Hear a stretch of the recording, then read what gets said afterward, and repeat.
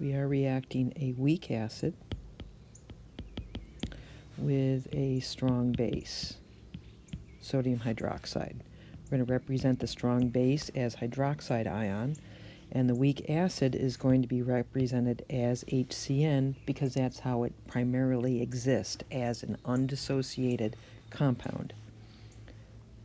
So we have HCN that's going to react with the hydroxide ion, and our products are going to be a conjugate weak base plus water.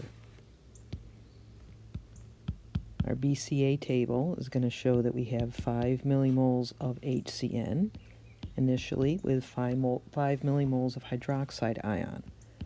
These react in a 1-to-1 ratio and are both completely consumed. So essentially we're at the equivalence point of a titration.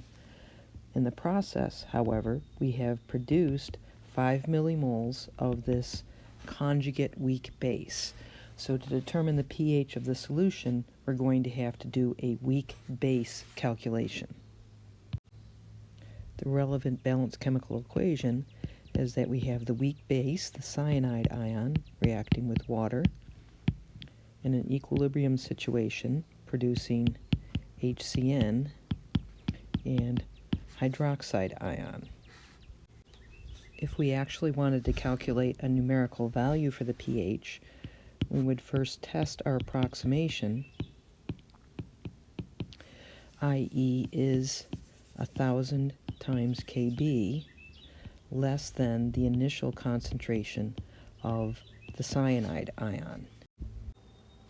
Once we test our approximation and see that it's true, we can go ahead and solve for the approximate concentration of the hydroxide ion in the usual way.